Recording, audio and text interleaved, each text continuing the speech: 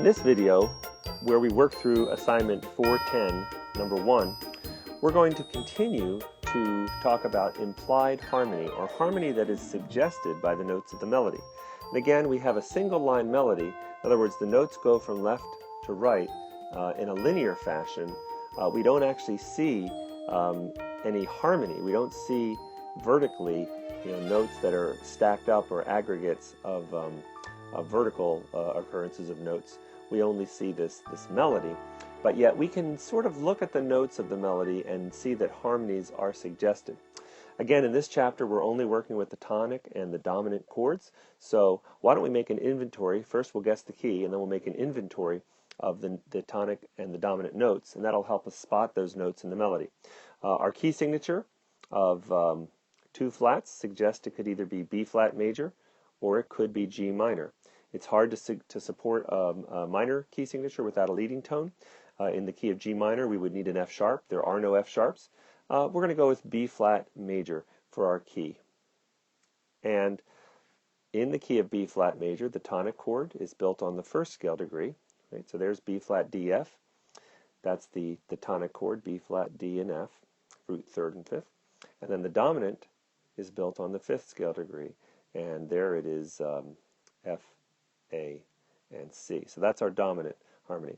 So what we're going to be doing is looking for B flats, Ds, and Fs, and if we see them in the melody and they're all in close proximity to one another, we're going to say that we could be accompanying or we could be harmonizing those notes with the tonic chord.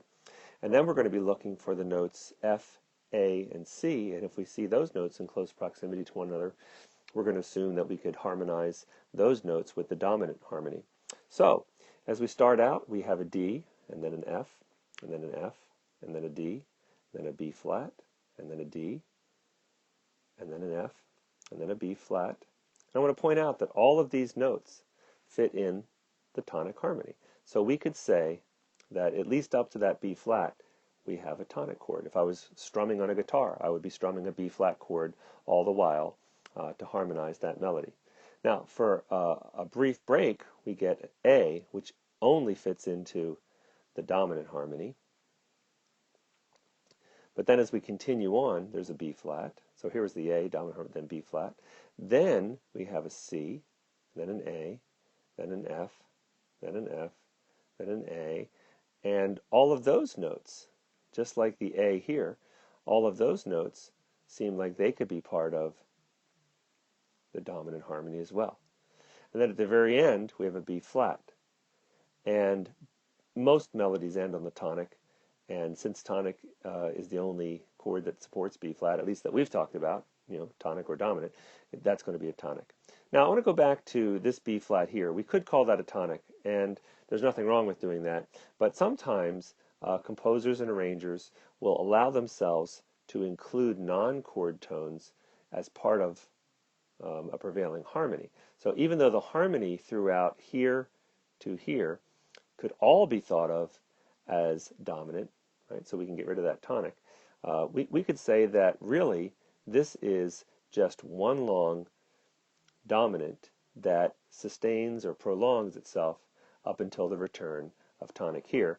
And we would just explain that this B flat is a non-chord tone. So for these 1, 2, 3, 4, 5, 6, 7, 8 measures, we really only need to have 3 chords, the tonic, the dominant, and then a return to the tonic. So really 2 chords that harmonize the whole melody. And that's the idea of this assignment 410, is trying to look for how long could one chord sustain itself before it changes to another, and then when does it make sense to go back to another chord. So assignment 410 number 1 in B flat major using just those 2 chords.